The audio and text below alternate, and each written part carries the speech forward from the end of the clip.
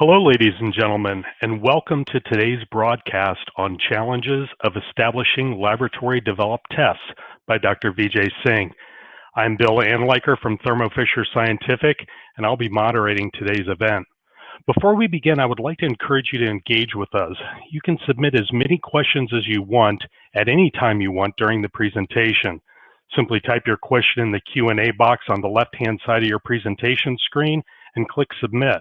We'll answer as many questions as we have time for at the end of the presentation. Please welcome Vijay. Hello, everyone.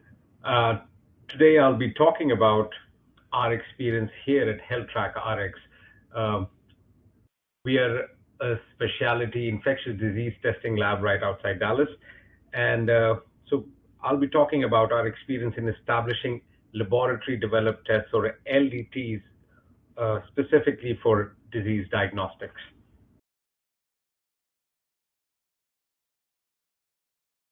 The presentation today will be covering, in very broad terms, the three basic questions that basically define anything in life: the what, why, and how of establishing an LDT in your lab.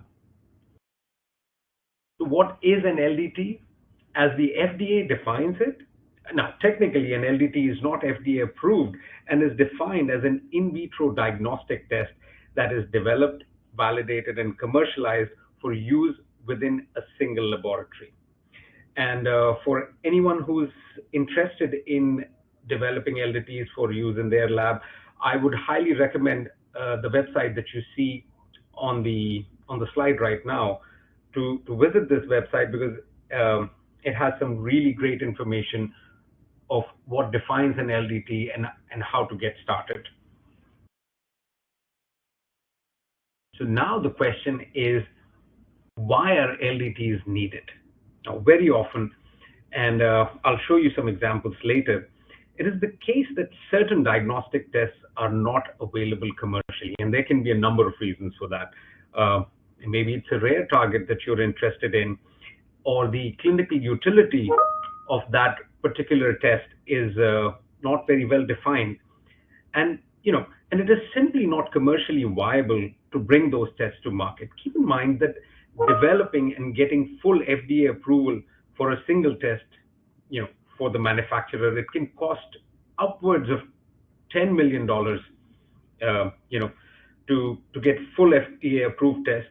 And sometimes you'll find that the FDA approved test that is available on the market, its performance is inferior as compared to some of the other LDTs that are running. And the amount of flexibility that one has in establishing an LDT with respect to using multiple manufacturers and sources that will bring together that test, that altogether sometimes makes an LDT both attractive and necessary. So now that you have decided to bring the pain of establishing an LDT into your life, how does one go about doing that?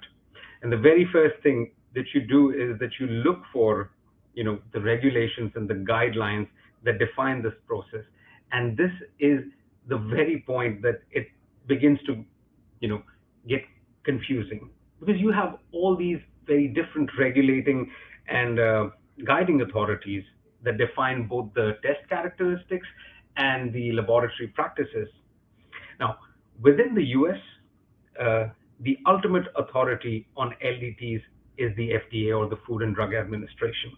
However, what the FDA does is that it practices enforcement discretion. And because there is clear, and I'll be talking about that in greater detail in the next few slides, and individual state laws that regulate the functioning of the labs, and the FDA lets these regulating bodies control the tests that are being run in the lab. However, once you are getting into the process of developing an LDT, what you'll realize is that all of these regulating authorities or guiding authorities have certain set guidelines, and you'll find there is a major overlap in these guidelines, and any of the resources that are provided by these authorities can be a good starting point. So here in the US, it's the Clinical Laboratory Improvement Amendments, or CLIA, which was established in 1988, that regulates all testing of human samples in a laboratory. And these guidelines underwent extensive revisions in 2003, which is now called the CLIA final rule. And it defines the various test performance characteristics that need to be established for bringing an LDT on board. But what you should also keep in mind that depending on where you are located, you may have more extensive and stringent local state laws. So one should also keep that in mind while trying to develop these tests. Now, here is, very broadly speaking, the different test performance characteristics that are defined by the 2003 final rule. Right? We're talking about the reportable range, the analytical sensitivity and specificity of the test, the precision of that test on a day-to-day or over a time period. Because remember, you can be precisely wrong about something. The accuracy of the test and the reference intervals. Now, I'm not going to get into the technical details, as these guidelines are widely and very clearly available, and that would entail a whole different presentation. But the important point that one has to keep in mind is that according to CLIA, one has to establish, now, albeit not in the same great detail, but you have to establish these test performance characteristics even for FDA approved tests in your laboratory. Okay.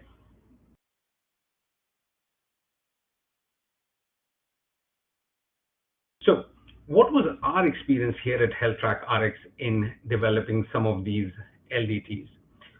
It was somewhere towards the end of 2017 when we launched our large multiplex syndromic real-time PCR-based test panels that cover a wide variety of tests with respect to respiratory, urinary tract, sexually transmitted infections, gastrointestinal, and wound, dermatology, and ophthalmology based infections. And this was our guiding principle, that what we wanted to do was to develop a testing strategy that incorporated a multiplexed, real-time PCR-based syndromic panel approach that saved both time and money, again, for both the patients and their providers, that ultimately results in better clinical decisions with respect to patient care.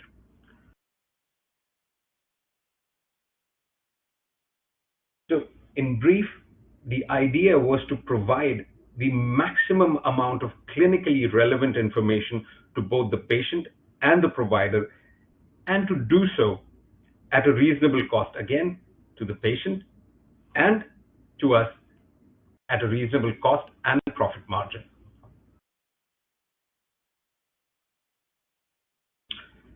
So to anyone who's thinking about establishing LDTs in your lab, right, the first thing that you should do is that you need to determine a testing strategy that works best for you, not only as a scientific exercise, and I'll be, going into some details on that, again, not just as a scientific exercise, but as a business decision also.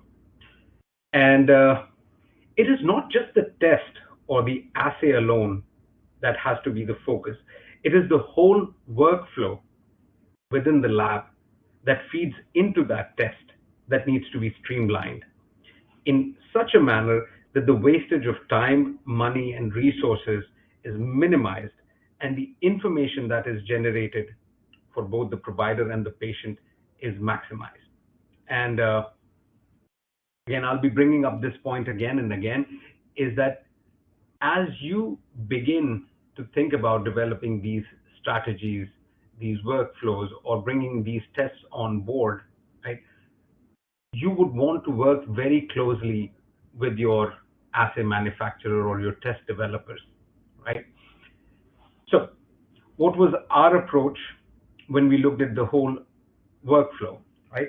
Here is an example of our respiratory infection panel, or the RPP panel. And when you look at these targets, I can tell you with a very high degree of confidence that if you go about looking for FDA approved tests on these, there are maybe one or two non-viral targets that are FDA approved. And depending on the manufacturer that you may want to work with, uh, you may have anywhere from 2 to 6 or maybe 7 viral targets that have FDA approved tests available. And when you looked at the very extensive list of antibiotic resistance markers that we have, only 2 of those targets are really reimbursed by the payers, right? So if you would go about looking for, again, FDA approved or CLIA waived tests, such an extensive list is simply not available. However, what we have seen in a number of cases, there is a huge amount of clinically relevant information with respect to, the pathogens or the infections that might be present in a patient sample that would simply be missed by a lot of these point of care tests or FDA approved tests. And we published a paper in 2019 detailing, the severe limitation of some of these point of care tests up to 50% of the time, where clinically relevant infections would be missed by some of these tests. And so that in itself validated our approach towards developing the LDTs.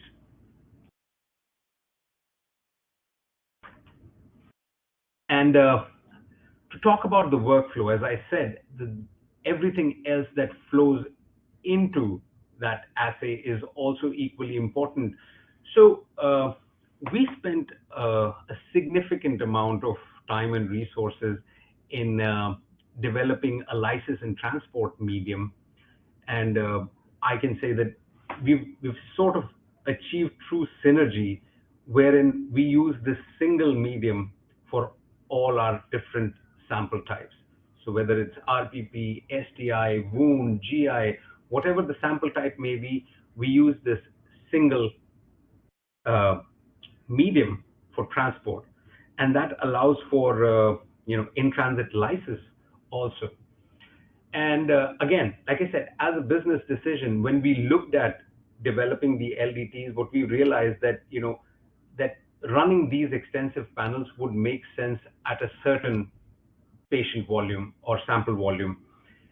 And for that, it became very, very apparent very soon is that we would need automation at different levels of the workflow. And one of that point, which was proving to be a big bottleneck, was the extraction of the nucleic acid from the samples. So we spent, again, a significant amount of time in developing automated processes for the extraction, and which is, once we have the nucleic acid in hand, we follow it up with reverse transcription, pre-amplification of the samples, because we found, or what we ultimately went with, was a nanofluidic real-time PCR-based platform, which allowed for really high throughput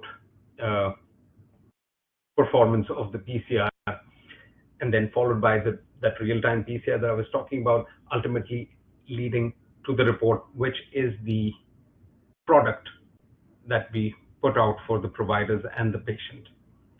Again, we have streamlined this workflow, which again minimizes any wastage with respect to time and resources for all our different sample types. Okay. Looking at some of the examples with respect to the performance characteristics. And herein, I would emphasize the point of working closely with your assay manufacturers, is that one of the biggest stumbling blocks that labs face in developing any extensive panels is finding the reference material of, you know, wherein you'll use that reference material to establish some of those test characteristics. And it can be very, very difficult to find true relevant reference material. So the manufacturer that we worked with was able to provide us in a timely fashion, you know, all of our target sequences at a defined known value. Okay. What that allowed us to do was to establish the limit of detection of our assays and to basically do good dilution assays that allowed us to look at, a good linear correlation for all of our assay targets. So you can see what we received was 10 raised to power 5 copies of our target sequences, which we could very quickly do a good dilution assay and see very, very good sensitivity for the test. And in the meantime, we kept working with a lot of sources, so public health departments, hospitals, clinics, in sourcing true known patient samples with clearly identified infections. And some of the relevant examples are here, and you can see that we could establish very good linear correlation for all of our assays, and that allowed us to, define a lot of our um, test characteristics that are laid down by the different guidelines, whether they be from CLIA, CAP, or ISO, or the FDA.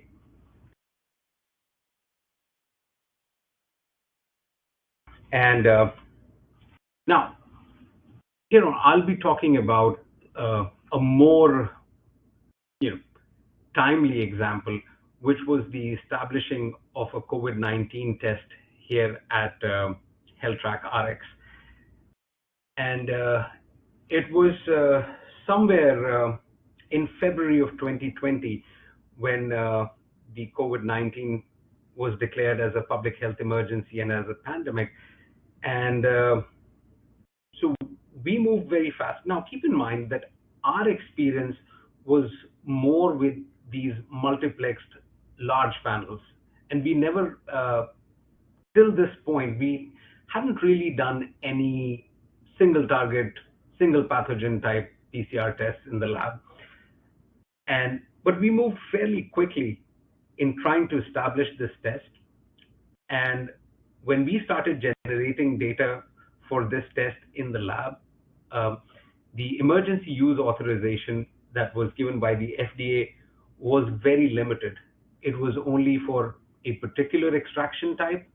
It was only on a particular machine, the ABI 7500, which we did not have in the lab. And so what the FDA suggested was that if you wanted to do anything else, they defined it as a bridging study because they had laid down the test guidelines or the characteristics or the performance characteristics of these tests. And so we started with defining all the various different sample types, again, the automated RNA extraction and the real-time PCR performance on machines that were frankly different. And we didn't have any resources at that moment of getting any of those machines in the lab, and frankly, we did not have the time to validate those new machines. Okay. And then the assay was also different from what was approved at that point. And again, the different data points and different test characteristics were established. So here is our whole table for the limit of detection. And you can see that it was established at 10 raised to power 1 copies of the viral target per microliter. And it's not that we could not detect it at any lower values. If you would go, that we went right down to 10 raised to power 0.1 copies per microliter of our target. However, we made a decision of capping the limit of our test at 35 CT values, because if you look at the linear equations, even though this is great linear correlation for the different assays or the different targets, you can see that, if you look at the equations themselves, the moment you start getting beyond the 35 CT value, uh, the clear determination of whether the sample is positive or negative would become questionable. And then we had all of our samples from the 2019 study saved in a deep freezer, and that allowed us to do a good specificity study wherein, all the other syndromic targets, we found that there was no interference from those.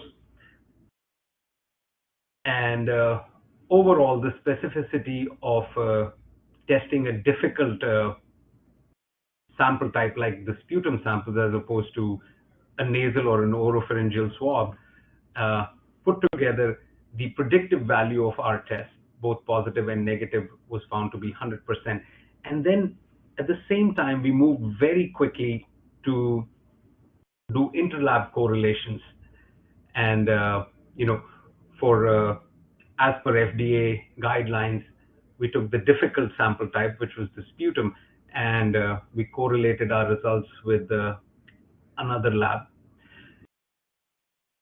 And that allowed us, for the granting of our EUA. And since that time, I would say in the last 18 months or so, we have performed nearly 2 million COVID tests. And so why I gave this particular example was that when we were generating this data with respect to filing for the EUA application, we were also following all the guidelines from with respect to a CAP inspection. And the idea was that all the technical repetitions, all the biological repetitions, all the precision studies, the accuracy studies that are needed, that we had all of that data on file for our CAP inspection. And when our CAP inspection window opened in February of this year, we passed it with flying colors because we already had that data. And for people who may find it difficult, and again, yes, we were coming from a place of high experience, but at the same time, this was a new approach for us. But all of this work, if one thinks that it is difficult, yes, it is. However, if you're planning, and as I used to say in a previous life to all of my students, that 1 month on the bench will save you 2 hours in the library. It's an excruciating amount of planning that goes into it, but all of this work with respect to establishing the COVID assay was done in a period of 10 days. So with that, I'll summarize this presentation that yes, establishing an LDT can be a very daunting task. And if you look at the different regulating bodies, and keeping in mind that you may have, particular state laws also governing you, this can be very, very confusing. However, if you look at those guidelines in a very broad sense, these are the basic principles of good laboratory practice that are guiding you. So follow those guidelines, and follow those guidelines to a T, keeping in mind that you will have to pass an inspection, right? And if you're doing that, again, there can be limitations with respect to resources and what your testing strategy has to be, what your business strategy is, right? You will have to make those decisions. However, the decision of establishing an LDT in the lab should always keep the patient interest at its core, right? What is the clinical utility of the test? How will that test impact the patient life? How will that test provide all the clinically relevant information to the provider to make the best decisions with respect to the patient's care? Right? That has to be kept in mind. Right? But after that, right, what you should always do, you know, you have to remember that this ultimately is a business decision. Okay, so you will have to bring all of that together, and the workflow in the lab, and the costs of running that test, and what would be the reimbursements. All of those different things have to come together for you to make that decision. And again, I cannot emphasize this enough. If you ask nicely and work closely with the manufacturers of those assays, it can be a very easy task, because like I said before, you may be resource limited, but realize this, that people and collaborators around you will have expertise that you may not possess at that time, and they will help you bring together these LDTs, you know, to the market, and to your patients, to your providers, and it can be, a task that is easier than it looks. And with that, I would like to thank the whole infectious disease team here at HealthTrackRx. Uh, Again, I'm privileged to work with such a great group of people. In the last 1.5 years with the pandemic, I've never seen, again, a more committed group of people. They've been through hell and back, and I see them very tired all the time, but never wavering in their commitment to the patients and to the turnaround time. And I would like to thank all of you for listening, and I'll take any questions that you may have. Thank you. Thank you, Vijay, for sharing your personal experiences and reflections of what it takes for a clinical lab to bring a in-house molecular test to market. We have received some great questions already. Vijay, what advice would you give to a laboratory looking to implement its first LDT? Again, great points to emphasize again. You know, the first and the foremost that they should look for, again, like I said, there are some great FDA approved tests available, right? And they have to keep in mind that what is the niche that they are targeting. Is it clinics? Is it long-term care facilities, hospitals, or you know OPD population? And once you have that clarity, and you know what sort of sample volume you would be looking at, and then what the market needs are, where the gaps are, and they want to fulfill those gaps, then they need to define the testing strategy that would go. And again, it has to be with the realization that some of the time and the resource that needs to be put into developing these LDTs can be fairly extensive. It can be expensive for a lot of labs. So first, clearly define the need that you want to fulfill, and then look at the resources that are available to you. And again, collaborate.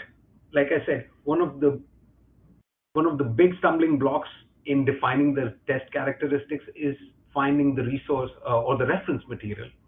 you know so work with the public health departments in your area, work with hospitals, connect with the universities around you, and clinics around you, and like I said, work very closely with your assay developers if you're not doing it in-house. And you know all of those resources coming together, all of those expertise besides your own coming together, will will make this whole exercise easier. Great. We have a two-part question. It reads, do you have any tips for someone who is new or unfamiliar with panel development and testing? And are there any resources you find particularly helpful? So, like I said, it that has to be, extensive planning. And I can talk from our own experience here, is that you need to, one, you can do a survey of the clinicians around you, and they will tell you what sort of tests they are interested in. Uh, do a extensive literature search.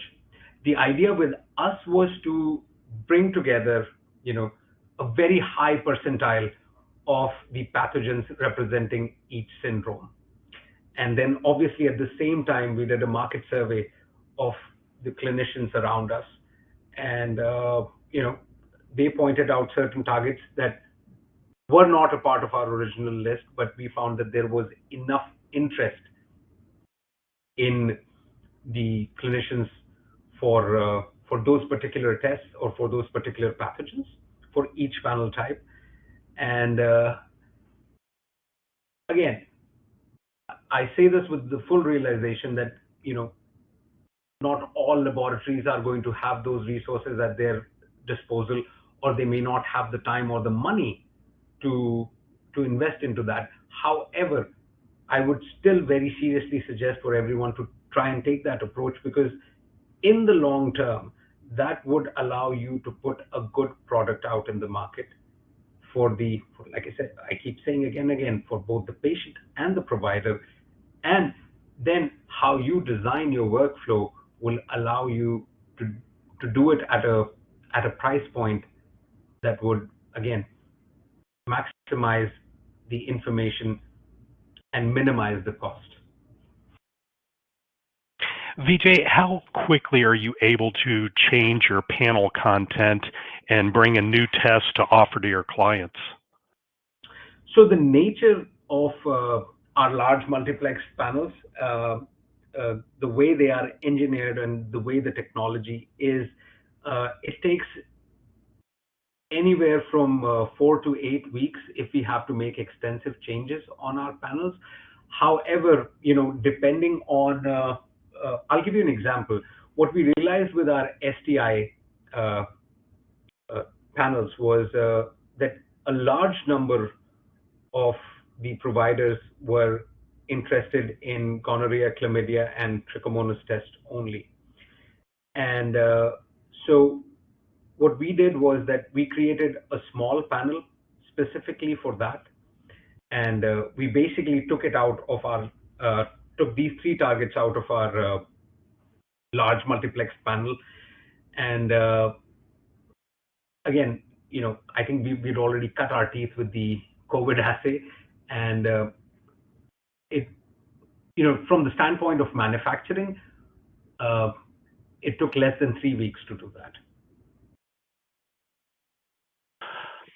What would you say is the single most important thing to keep in mind when developing a successful test?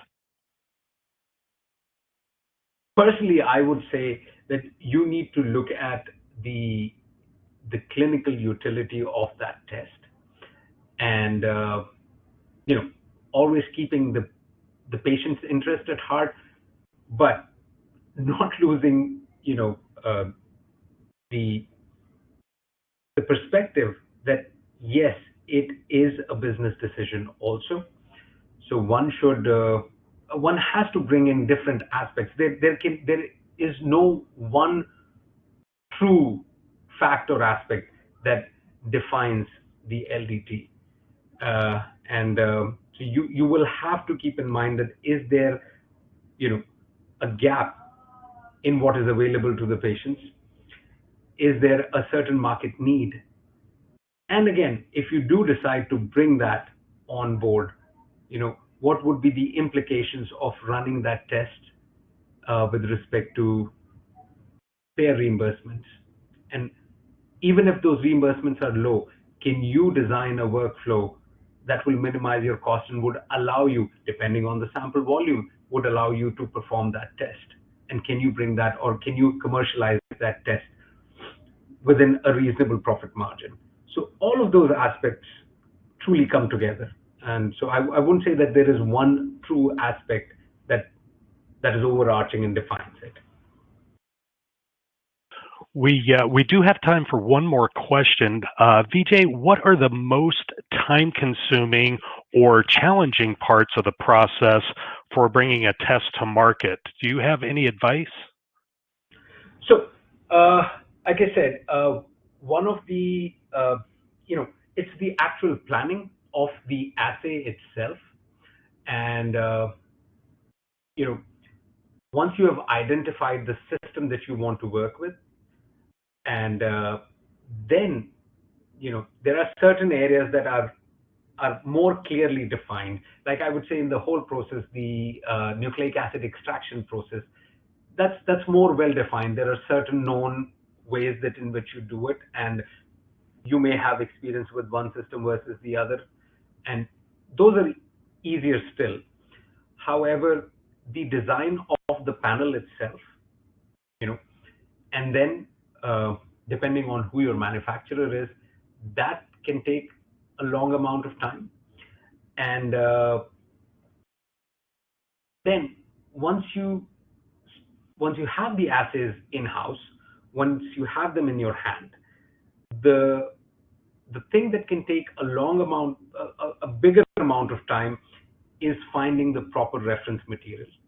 So I would suggest that one should start looking for the certified reference material, whether it's through, you know, a known source like ATCC, which can give you uh, the pathogens themselves, and you can spike the proper matrix and do those tests, or you work with the synthetic pieces of DNA, or you work with, hospitals or public health departments that can provide you with those samples, or work closely with the universities in your area that may have some research material available to them. But that is one aspect that takes a, a long time to bring together. And then again, it's the planning of those experiments. So read those guidelines carefully, and they very clearly define the basic minimum criteria of doing each experiment, and what are the repetitions and what sort of statistics needs to be done on that data. They clearly define those. So make sure that your planning of those experiments is done, you know, beforehand. Again, follow those good laboratory practices, and it'll be a much easier task. Thank you, Vijay. That is all the time we have for today. As a reminder to our audience, questions we did not have time for today and those that are submitted during the on-demand period will be addressed via the email address you provided at the time of registration. So thank you again to our speaker, Vijay Singh, and to everyone who participated in this presentation. We hope you enjoy the rest of the event, and please be sure to check back frequently for new content and presentations added throughout the year.